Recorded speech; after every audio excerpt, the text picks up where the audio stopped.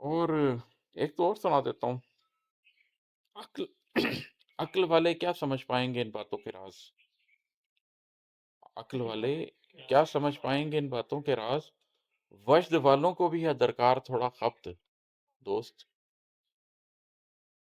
अच्छा, ये बड़ा एक लतीफ लाइन है कि अक्ल को कहाँ तक मीरे मंजिल करना है कि अक्ल आपको लेकर चले, और किस जगह पर जाकर आपने अक्ल से कहना है कि बस इससे आगे तुम मत जाओ। क्योंकि अगर आप वक्त से पहले अक्ल का साथ छोड़ देंगे तो आप जहालत के गड्ढे में गिर सकते हैं, और जब तक जहालत का इम्कान है तब तक आपको हुक्म यही है कि आप अक्ल इख्तियार करें।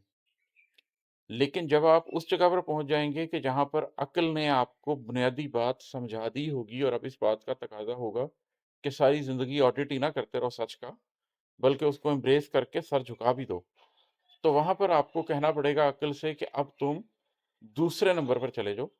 अब तुम्हारा मतलब मामले का सच और झूठ जानना नहीं, बल्कि जो हुक्म आ गया है उस हुक्म की कैसे बेहतरीन तकमील हो सकती है ये है। मेरी अपनी एक अजीजा से कुछ अरसा पहले गुफ्तगू हो रही थी, तो उन्होंने मेरे से यही बात की कि अल्लाह ताला ने फिर अक्ल दी क्यों है, ये जो तुम इस तरह की बातें करते हो। तो मैंने उनसे कहा जी, अक्ल दो वजूहात से दी गई है। पहले तो इसलिए दी गई है कि अगर आप जहालत के गड्ढे में गिरे हुए हैं तो आप अक्ल से हकीकत को जानें। इतने मज़ाहिब हैं, कौन सा मज़हब ठीक है।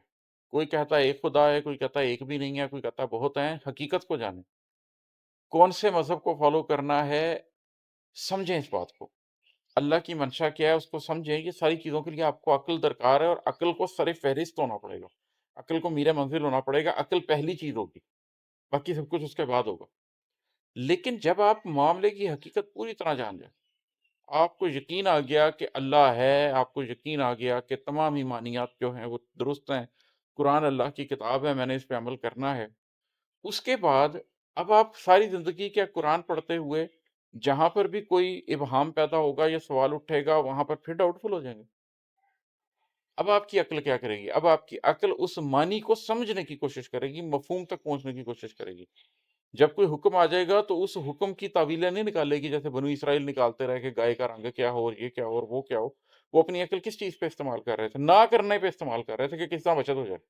अल्लाह ताला ने कहा है कि वो तो करते ही नहीं नज़र आ रहे थे, कुर्बानी करते ही नहीं नज़र आ रहे थे, बड़ी मुश्किल से उनको समझाया गया।